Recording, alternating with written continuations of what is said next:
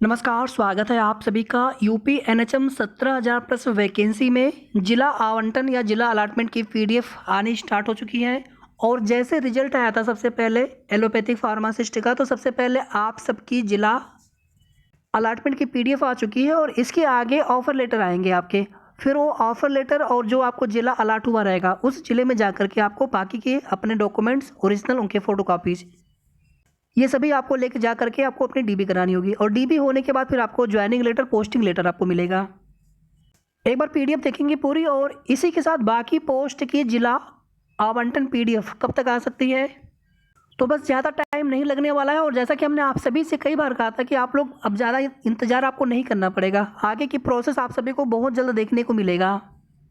Maximum फरवरी तक आप सभी के ऑफर लेटर आ जाएंगे। स्टाफ नर्स में थोड़ा सा हो सकता है समय लगे, केवल स्टाफ नर्स के लिए। बाकी फार्मासिस्ट, एएनएम और एलटी, आप सभी के ऑफर लेटर यानी जिला अलॉटमेंट पीडीएफ और उसके बाद ऑफर लेटर, ये सभी आप सभी के फरवरी लास्ट तक 100% आ जाना है। और हो सकता है कि स्टाफ नर्स का भी आप सभी को देखने को मिल जाए, स्टाफ नर्स का फरवरी लास्ट वीक तक। बाकी लोकसभा इलेक्शन से पहले पहले आप सभी की ज्वाइनिंग हो जाएगी सभी पोस्ट के लिए, फार्मासिस्ट, एलटी, एएनएम और स्टाफ नर्स, आप सबकी ज्वाइनिंग लोकसभा इलेक्शन से पहले पहले 100% हो जानी है। और एक बार जैसे ही आप सबकी ज्वाइनिंग हो जाएगी उसके बाद फिर वेटिंग लिस्ट पर काम होगा। ऑफर लेटर आप लोग कैसे डाउनलोड कर पाएंगे, तो जैसे आप सभी अपना स्कोर कार्ड चेक कर रहे थे अपनी एप्लीकेशन आईडी और अपना पासवर्ड फिल करके, उसी तरह से आपको अपने ऑफर लेटर डाउनलोड करने होंगे यूपी एनआरएचएम की ऑफिशियल साइट पर जा करके।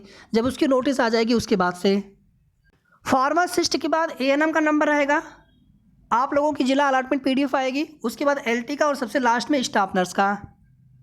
एएनएम एलटी में हो सकता है कि एलटी का पहले है, बाकी चांस एएनएम के ज़्यादा रहेंगे। यानी जिस सीक्वेंस में आपका रिजल्ट आपको देखने को मिला है उसी सीक्वेंस में आगे आपको जिला अलॉटमेंट पीडीएफ भी देखने को मिलेगा और उसी तरह से ऑफर लेटर आपके आएंगे।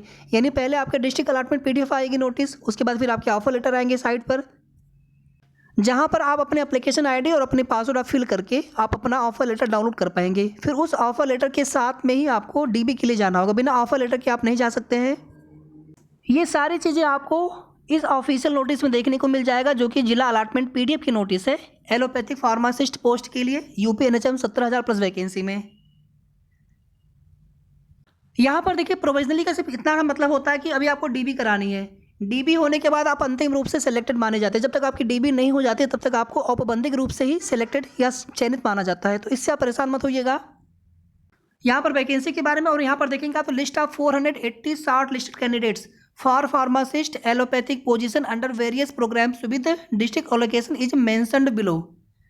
Application number, applicant's name, father's name, date of birth, candidate की कैटेगरी यानी किस कैटेगरी में आपका सिलेक्शन हुआ है और उसके आगे आपको कौन सा जिला अलॉट हुआ है।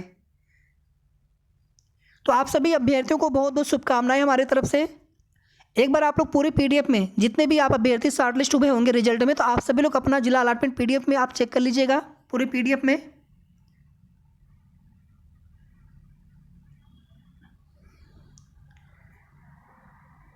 ये प्रोग्राम वाइज अलग अलग पीडीएफ है, अलग अलग जिला आवंटन की पीडीएफ है।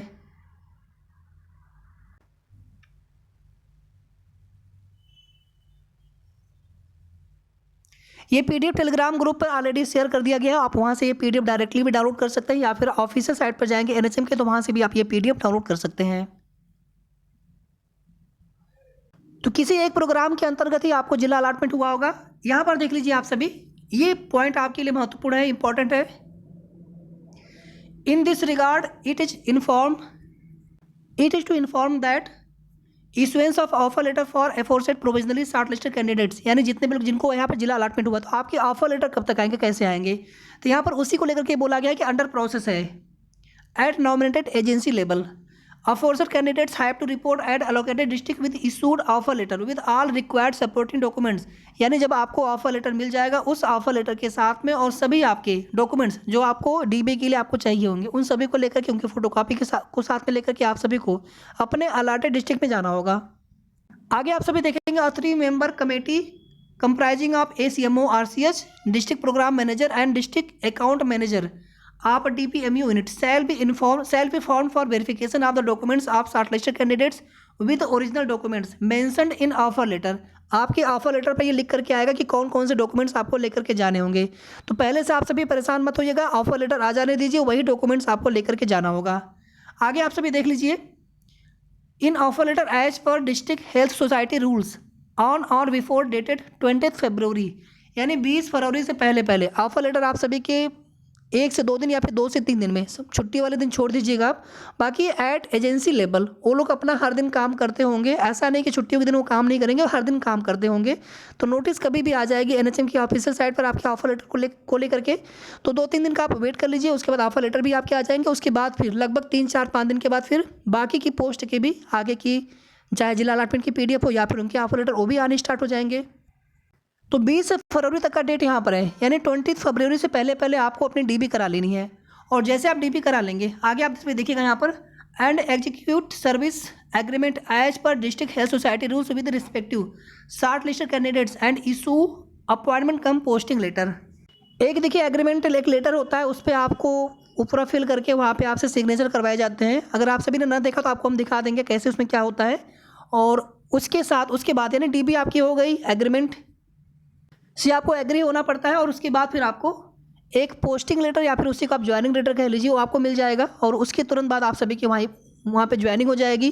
फिर आपके संबंधित जिला मुख्यालय से ही आपको सेंटर वगैरह अलॉट हो जाएंगे। आगे यहाँ पर एक लाइन और देख लीजिएगा, it is to inform that aforesaid contractual staff can not be transfer to any other district. अभी आपको जो जिला अलॉट हुआ है उसी जिले में जाकर के आपको अपनी डीबी करानी होगी और ज्वाइनिंग आपको लेनी होगी उसी जिले में।